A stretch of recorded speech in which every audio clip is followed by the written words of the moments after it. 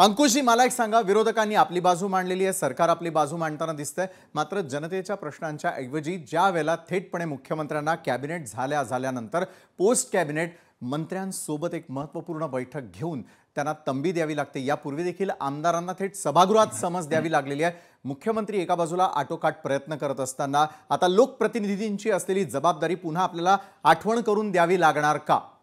अंकुशजी, निश्चितच करून द्यावी लागेल।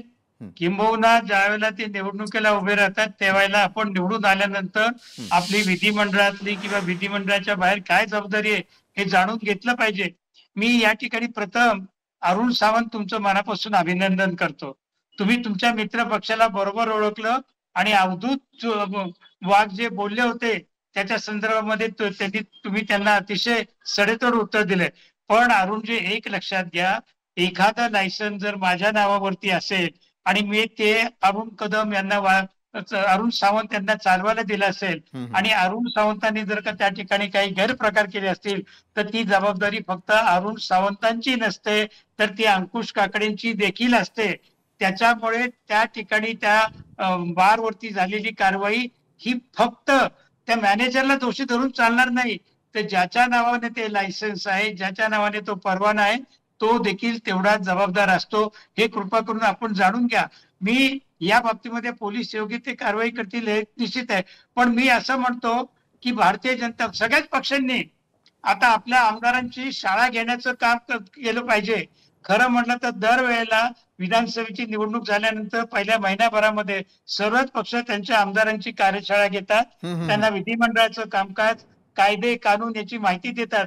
यावेळेला तशा प्रकारचं कोणत्याच पक्षाने न केल्यामुळे या तीन पक्षामधल्यांना यांच्या हातात सत्ता आहे, त्यामुळे त्यांना असं वाटतं की आपण काही केलं तरी चालतं। आणि मुख्यमंत्री ते म्हणाले ते खरं आहे की आमदारांना माजल्यासारखं वाटतंय, हे आम्ही बोलत नाही, स्वतः मुख्यमंत्र्यांचं विधिमंडळातलं भाषण आहे। देवेंद्रजींकडनं मला अपेक्षा होती की त्यांनी कुणी असू द्या, भारतीय जनता पक्षाचा असू द्या, अजितदादांच्या पक्षाचा असू द्या किंवा एकनाथ शिंदेचा असू, जर चुकीचा वागत असेल तर अशा मंत्र्याला माझ्या मंत्रिमंडळामध्ये जागा नाही हे स्पष्ट सांगायला हवं होतं। त्यांनी तसं सांगितलं असतं तर महाराष्ट्राने त्यांना त्यांचं कौतुक केलं असतं आणि या महाराष्ट्रामध्ये विधिमंडळामध्ये कोणाला तरी आपल्या मंत्र्यांच्या बाबतीमध्ये जाणीव करून दिली जाते हे समजलं असतं।